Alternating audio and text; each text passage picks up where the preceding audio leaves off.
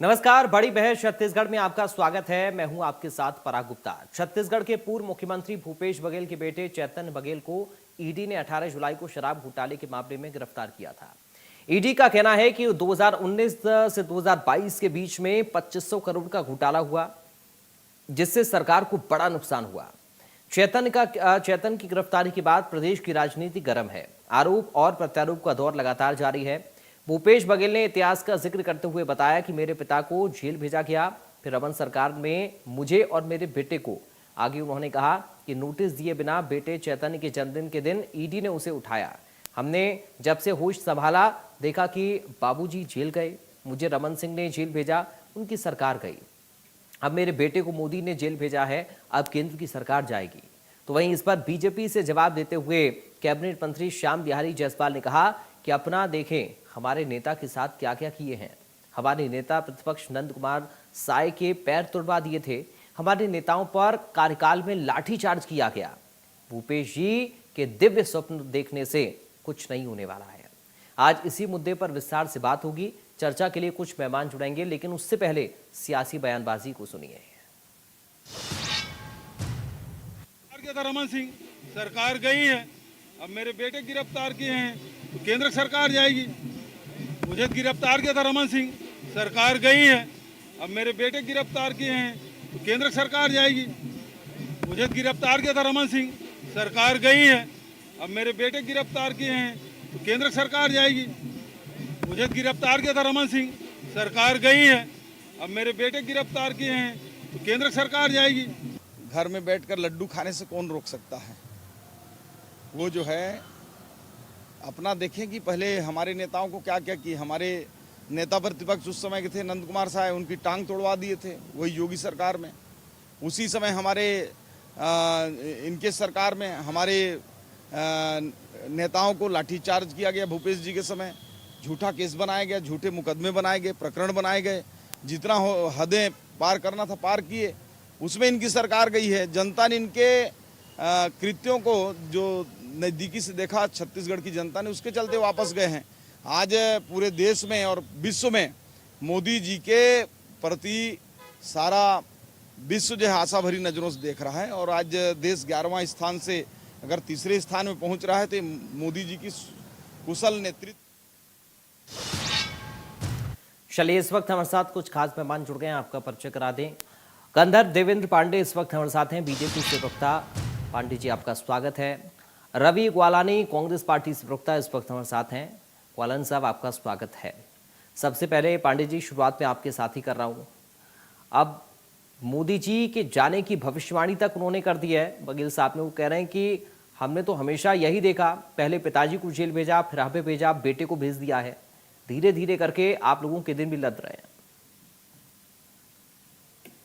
सर्वप्रथम तो सभी को मेरा नमस्कार। आज छत्तीसगढ़ के पहली तिहार है हरेली तिहार।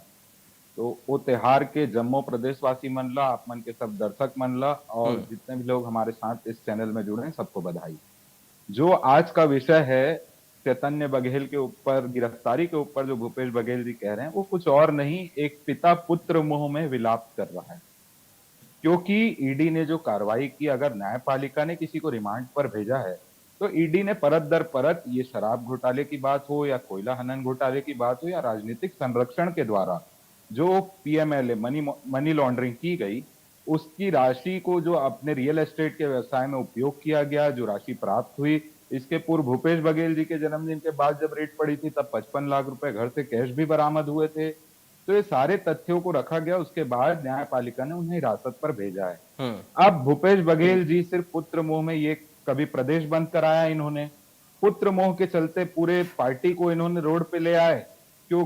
पूर्व मंत्री कवासी लखमा की गिरफ्तारी हुई तब पूरा पार्टी इनका रोड में नहीं आया, तब इन्होंने कोई नाकेबंदी नहीं की। पर भूपेश बघेल जी के पुत्र की गिरफ्तारी होती है तो पूरे कांग्रेस पार्टी को विवश कर दिया जाता है कि रोड में आए, नाकेबंदी करें।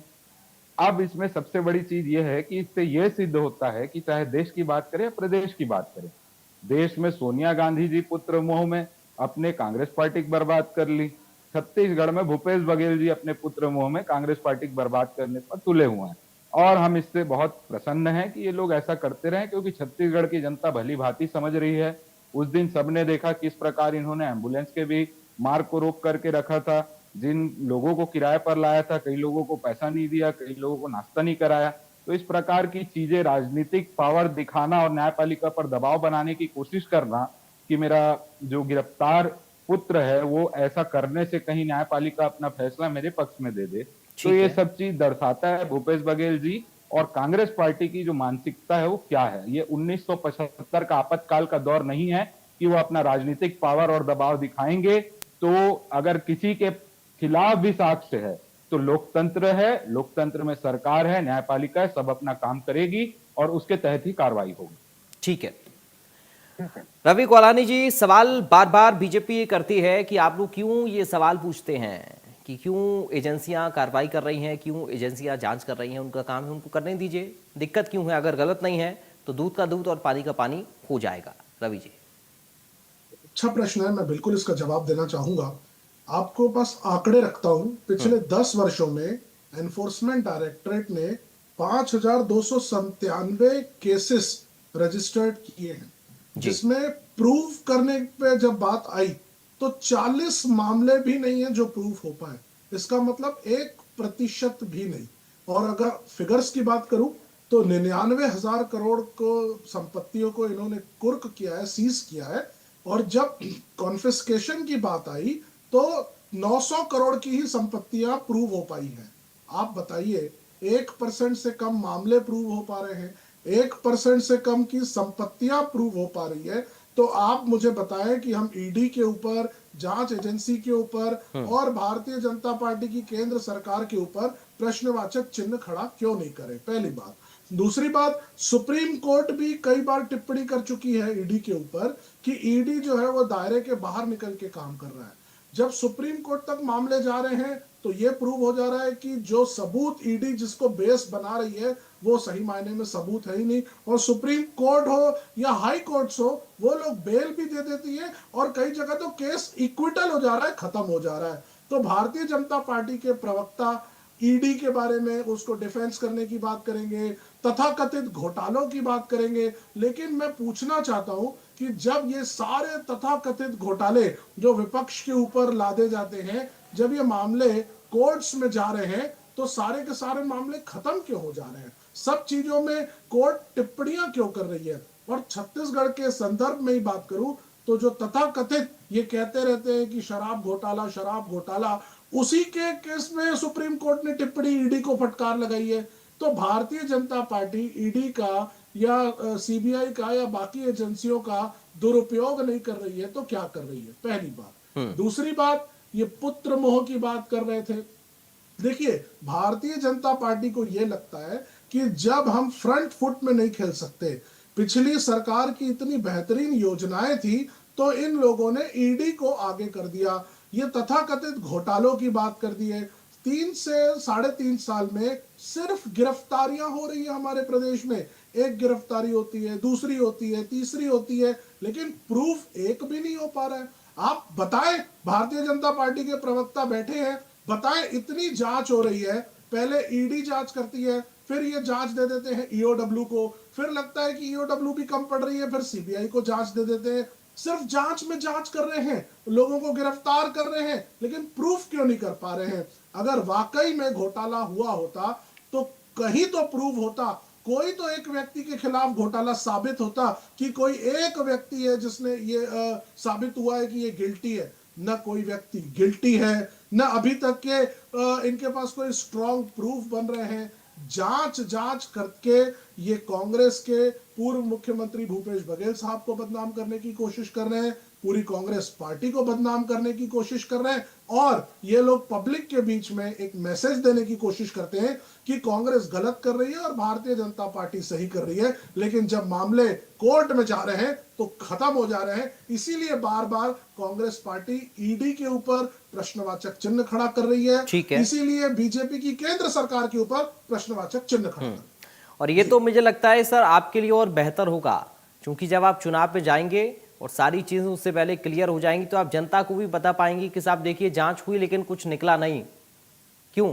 देखिए आप एक बात समझिए, बेहतर होना ना होना अलग विषय है, लेकिन आप एक इमेजिन करिए कि जो व्यक्ति ने कुछ किया ही नहीं है, ठीक उसके है। जीवन के महत्वपूर्ण 2-2 3-3 साल जेल में उसको डाल दिया जा रहा है। क्या ये बहुत बड़ा नुकसान नहीं ठीक है? है, क्या ये चलिए मैं आप लोकतंत्र ही की की बात हत्या को नहीं लेकर है? आगे इस जा पर रहा हूं। बात होनी चूंकि चाहिए। आप लोग विरोध कर रहे हैं जांच एजेंसी की कार्रवाई का, तो पांडे जी बार बार आरोप ये लग रहा है कि आप लोग जानबूझकर टारगेट तो कर ही रहे थे अब तक राजनीतिक तौर पर, लेकिन अब आप लोग परिवार को भी निशाना बना रहे हैं। तो ये आरोप कैसे बीजेपी इसको देख रही है? और साफ तौर पर रवि जी या फिर उनकी पार्टी बार बार इस बात को कहती है कि ये द्वेषपूर्ण कार्रवाई है जो जांच एजेंसियों के जरिए करवाई जा रही है। इस बार की कार्रवाई का मकसद क्या है? देखिए, कांग्रेस पार्टी और कांग्रेस के प्रवक्ता हमारे भाई रवि ग्वालानी जी ने जो अभी उद्बोधन और भाषण दिया, वो कांग्रेस जनों के हित के लिए था, बहुत अच्छा था। पर उसकी जो सच्चाई है मैं सामने रखता हूं। जब ये घोटाला सामने आया, क्यों आया? नकली होलोग्राम का मामला था। जो आबाकारी 22 अधिकारी थे उनका निलंबन करने का आदेश अभी आया सरकार में। तो चीजें स्टेप बाय स्टेप होती हैं। जो ये जांच एजेंसियों की बात कर रहे हैं, वो दिन रात मेहनत करते हैं, जांच करते हैं, तथ्य सबूत होते हैं, उसके आधार पर वो कोर्ट में पेश करते हैं। हाँ, कुछ लोग बेल प्राप्त कर लेते हैं। बेल या जमानत का मतलब ये नहीं होता कि वो दोष मुक्त हो गया। वो कार्रवाई निरंतर चलते रहती है। अब प्रूफ करे तो प्रूफ भारतीय जनता पार्टी को नहीं करना है। प्रूफ वहां पर जो वकील हैं, जज हैं, वो तथ्य सारी चीजों को समझेंगे, उसके बाद फैसला देंगे और उस फैसले में चीजें प्रूफ होंगी। और टिप्पणी को लेकर के बैठ जाते हैं। जब वहां प्रूफ हो जाएगा तब ये कहेंगे नहीं नहीं ये तो ऐसा था, इनको हमने निकाल दिया जब प्रूफ हो गया। तो अभी कह रहे हैं कि भूपेश बघेल जी और परिवार के भाई कवासी लखमा जी के ऊपर भी आया आरोप लगा कि 2 करोड़ रुपए महीने का वसूली होता था। और जो गिरफ्तारी की बात करें, देवेंद्र यादव जी की गिरफ्तारी हुई तो बलौदा बाजार वाले मामले में हुई है। नाम जरूर उनका भी इन सब में है, पर उनकी गिरफ्तारी उस मामले में हुई थी जो वहां कलेक्ट्रेट परिसर पर आगजनी हो गई थी। तो ये जो बार बार प्रदेश की जनता को गुमराह करने का प्रयास करना, और अपने एक तो कांग्रेस पार्टी में गुटबाजी पूर्णतः हावी है। तो किस प्रकार से अभी कांग्रेस जन इसमें लगे हुए हैं कि भूपेश बघेल जी का अभी सेंट्रल में कद बढ़ जाएगा, इस प्रकार की चीजें हुई हैं। तो अभी उनके डिफेंसिव मोड में आके उनको बचाने का प्रयास करते हैं, उनके परिवार को बचाने का प्रयास करते हैं। यही चीज कवासी लखमा, हरीश लखमा के साथ जब हो रही थी, तब कांग्रेस पार्टी के लोग कहां थे? वो भी तो पूर्व मंत्री थे। उनके ऊपर जब आरोप लगा, उनके पास अधिकारी थे जो बता रहे थे। जो कांग्रेस भवन बना उसमें तक के ये सारी चीजें हुई। अब कोयला घोटाले में क्या हुआ था? वहां पर जो ऑनलाइन प्रक्रिया थी उसको ऑफलाइन करके वसूली काम हुआ। शराब घोटाला में नकली होलोग्राम का था ही, 4-4 ठीक है। ट्रक गाड़ियां आती थी। ये पूरा प्रदेश भली भांति जान रहा है। लोगों ने खुद सोशल मीडिया में उस समय वीडियो बना बना करके उसको फैलाया है। और ये सारी चीजें प्रदेश की जनता भली भांति समझती है। आप कितना भी डिफेंस करने का प्रयास कीजिए, न्यायपालिका अपना काम करेगा। और जो जांच एजेंसियां हैं स्वतंत्र हैं। पूर्व में क्या अमित शाह जी के ऊपर कार्रवाई नहीं हुई थी क्या? बाकी लोगों के ऊपर कार्रवाई नहीं हुई थी क्या? तब जो भी जांच एजेंसी रहती है उसका सहयोग किया जाता है। ऐसा थोड़ी किया जाता है कि उसका घेराव कर उसके ऊपर दबाव बनाने का प्रयास कर रहे हैं। ये प्रयास करना, ये दबाव बनाना, चाहे न्यायपालिका हो चाहे जांच एजेंसियां हो, ये कहीं ना कहीं ये दिखाता है कि अपने राजनीतिक पावर का दुरुपयोग करके ये विपक्ष में जनहितैषी मुद्दों को छोड़ करके किस प्रकार से अपने जो बंगले के परिवारवादी जो बड़े बड़े नेता हैं उनको कैसे संरक्षित किया जाए। नेशनल हेराल्ड का मामला ले लीजिए, उसमें भी इन्होंने यही काम किया। ईडी के ऑफिस को घेराव करना, ये करना, वो करना। तो इससे स्पष्ट होता है कांग्रेस पार्टी किस दिशा में चल रही है और जनता भली भांति समझ रही है। इसीलिए आज देश में और प्रदेश में लोगों का पूर्णतः विश्वास कांग्रेस पार्टी के ऊपर से उठता जा रहा है। और ये स्थिति और भी आने वाले समय में खराब होती दिख रही है। ठीक है। आने वाले वक्त में चुनौती क्या रवि जी आप लोगों के सामने रह सकती है? क्योंकि आप लोग तो बार बार इस बात को कहते हैं कि साहब ये विपक्ष को दबाने की चाल है और ये जानबूझकर किया जा रहा है। तो इस चुनौती को आप कैसे देख रहे हैं, कैसे इससे निपटेंगे और क्या रणनीति आने वाले वक्त में आप लोगों की होने वाली है? देखिए, विपक्ष को दबाया तो जा रहा है, इसमें कोई दूसरा प्रश्नवाचक चिन्ह नहीं है। बिल्कुल दबाया जा रहा है। भारतीय जनता पार्टी, मैं फिर कहूंगा, ये जितनी भी बात अभी हमारे बीजेपी के प्रवक्ता भाई ने कही, गंधर्व भाई ने, वो सब तथाकथित है। नकली होलोग्राम की बात कर रहे हैं, कोल की बात कर रहे हैं, एक भी चीज प्रूव नहीं हो पाई है। और मैं आपको बताऊं, झारखंड हाईकोर्ट जब सोरेन जी को गिरफ्तार किया गया था, वहां के मुख्यमंत्री को, जब झारखंड हाईकोर्ट में मैटर गया, तो झारखंड हाईकोर्ट का प्रॉपर ऑब्जर्वेशन है, आप ये चीज गूगल भी कर सकते हैं, कि not guilty, no reasons to believe provided by the enforcement directorate। तो उनको उन्होंने बिल्कुल बाहर किया कि कोई कारण ही नहीं है। मैं बार बार यही कह रहा हूं कि सारी की सारी कार्यवाहियां मेलाफाइड इंटेंशन से है, द्वेषपूर्ण है, और भारतीय जनता पार्टी का सिर्फ एक ही टारगेट है कि किसी भी तरह से सत्ता हथियाओ। देखिए अभी के मामले में आइए, भूपेश बघेल जी के पुत्र को इन्होंने गिरफ्तार किया है। आज भारतीय जनता पार्टी इतना नीचे गिर गई है कि एक मुख्यमंत्री, पूर्व मुख्यमंत्री के बेटे को गिरफ्तार कर रही है। पिछले 5 वर्षों में क्या कभी भी आपने चैतन्य बघेल का नाम सुना कि वो पार्टी के कोई कार्यक्रम में आए? या आपने कभी भी सुना कि कोई लाभ के पद में थे? क्या कभी भी निगम मंडल आयोग या कोई भी संगठन के पद में चैतन्य बघेल थे?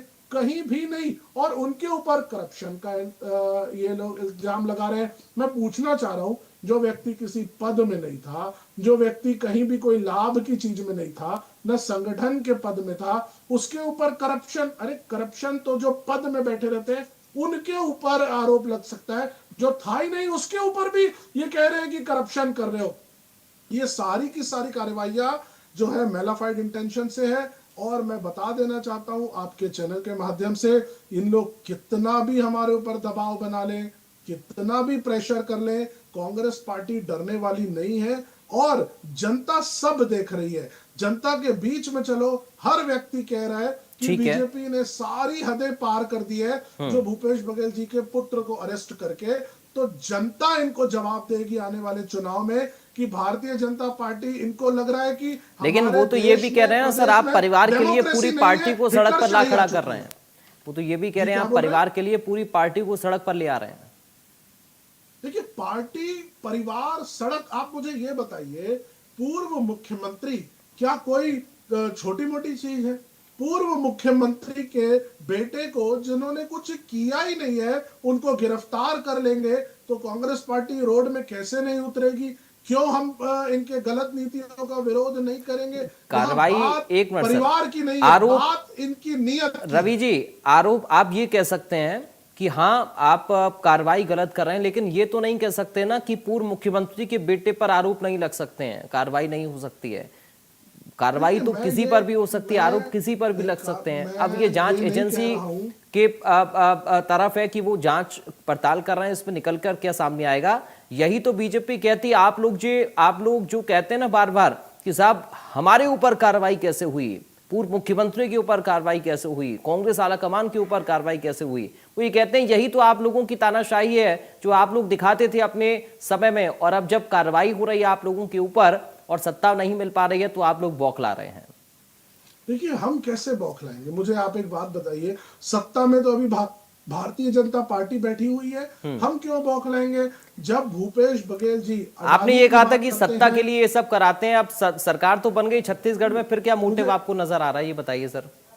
मैं बता रहा हूं, जब भूपेश बघेल जी अडानी की बात उठाते हैं तो बीजेपी को दर्द होता है। जब प्रदेश में 98,000 से 1 लाख पेड़ों की कटाई हो जा रही है, जब आदिवासियों का, वहां पे ग्रामीण क्षेत्र में रह रहे लोगों की बात उठाते हैं तो ये हमारे मुख्यमंत्री के परिवार में अटैक कर देते हैं। मुझे बताया ना बीजेपी के प्रवक्ता, अडानी के ऊपर प्रश्नवाचक चिन्ह खड़ा करना, क्या बीजेपी को लगता है उसके ऊपर प्रश्नवाचक चिन्ह खड़ा हो रहा है? तो ये जब अडानी पर बात आ रही है तो इनके प्रवक्ता अडानी को क्यों डिफेंस करने? ठीक है पांडे जी, सवाल वही कि वो लोग, ठीक है पांडे जी, सवाल यही कि बघेल साहब ने आवाज उठाई तो आपने उस आवाज को दबाने के लिए कार्रवाई करवाई। देखिए इस विषय पे हमारे वन मंत्री आदरणीय केदार कश्यप जी ने एक प्रेस कॉन्फ्रेंस लिया था, उसमें उन्होंने स्पष्ट दिखाया है किस प्रकार अपनी सत्ता में भूपेश बघेल जी ने वन विभाग से बार बार सिफारिश करके क्लियरेंस मांगा था कि वहां पर जो कोल ब्लॉक है उसके लिए पेड़ की कटाई की जाए। तो ये स्पष्ट होता है कि इनके दांत दिखाने के कुछ और हैं, खाने के कुछ और हैं। अभी ये अपने भाषण में, उद्बोधन में कह गए कि जिन्होंने कुछ किया ही नहीं उनको गिरफ्तार कर लिया जाए। अगर कुछ किया ही नहीं तो कोर्ट के सामने तथ्य पेश किए, कोर्ट ने रिमांड में भेजा है। अगर कुछ किया नहीं रहता तो कोर्ट वहीं फटकार लगा के भेज देता। मतलब ये कहना चाह रहे हैं कि कोई अगर पूर्व मुख्यमंत्री या बड़े आदमी का बेटा है, सुपुत्र है इस प्रकार से कांग्रेस के बड़े लोगों का, तो वो कुछ कर ही नहीं सकता। गिरफ्तार करना है तो जो था उसको करो।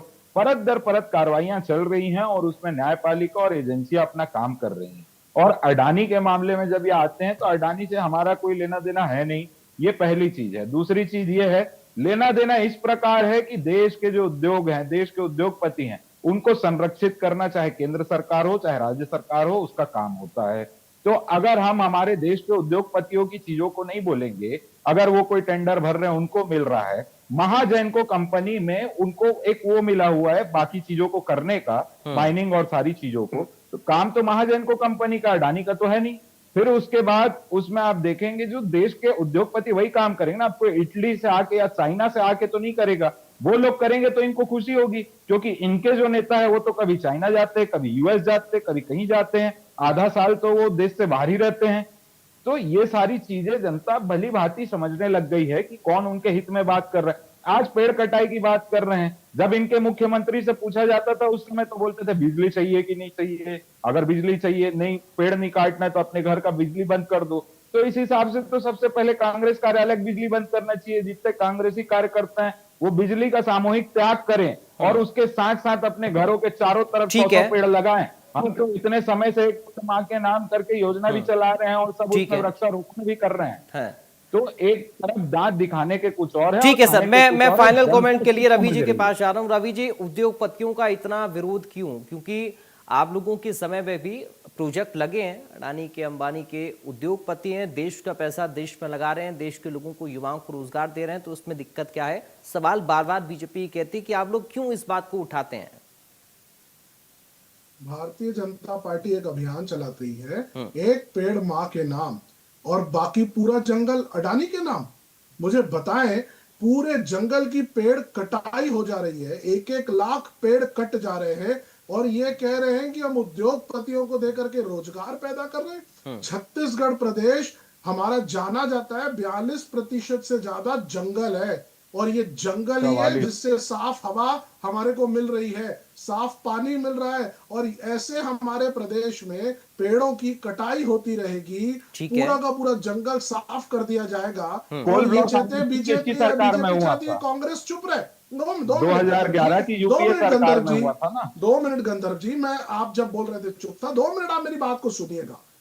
आज 11 वर्षों से भारतीय जनता पार्टी की सरकार केंद्र में है। इन लोगों ने बहुत बड़ी बड़ी बातें कही थी कि यूपीए ने ये नहीं किया, यूपीए ने वो गलत किया, लेकिन जब आज सत्ता में आ गए हैं तो हर चीज अडानी को देते चले जाएंगे। ठीक है, 2014 के पहले अडानी का नाम भी नहीं था, लेकिन आज हर चीज अडानी को, और उसका डिफेंस करने बीजेपी के प्रवक्ता आ रहे हैं। मुझे तो ये नहीं समझ में आ रहा है कि क्या अडानी अपने प्रवक्ता भेज रही है या बीजेपी ने बोल दिया है कि आप सब अडानी के प्रवक्ता हो, आप लोग अडानी के बिहाफ। ठीक है, बहुत जल्दी से गंधर्व भी बहुत संक्षेप में रखेगा क्योंकि समय खत्म हो गया मेरे पास। अडानी पोर्ट जो गुजरात में बना था, अडानी पोर्ट जो गुजरात में कि बीजेपी और अडानी का रिश्ता क्या है? जब उन्होंने व्यापार शुरू किया तब पूरे देश में कांग्रेस की सरकार थी। जब अडानी पोर्ट दिया गया, गुजरात में बंदरगाह दिया गया, आपको नहीं पता? आप इतने पढ़े लिखे विद्वान। चलिए ठीक है, आप एक बार रिसर्च। चलिए, समय मुझे इतनी इजाजत दे रहा है, बहुत शुक्रिया। गंधर्व देवेंद्र पांडे जी आपका, रवि ग्वालानी जी आपका। चर्चा उद्योगपतियों को लेकर जब होती है तो आरोप प्रत्यारोप भी लगते हैं, लेकिन असल में बात यह भी सही है कि देश के ही अंदर तो प्रोजेक्ट लगे, चाहे कांग्रेस की सरकार में यूपीए में लगे हों या फिर बीजेपी की सरकार में अब लगे हों, एनडीए की सरकार में लगे हों, लेकिन सवाल कार्रवाई को लेकर भी है। देखना होगा कि आगे आगे किस तरह से इस पूरे मामले में डेवलपमेंट सामने आते हैं और क्या कुछ और एक दूसरे के ऊपर जो आरोप लग रहे हैं उनमें बदलाव देखने को मिलता है। दीजिए इजाजत।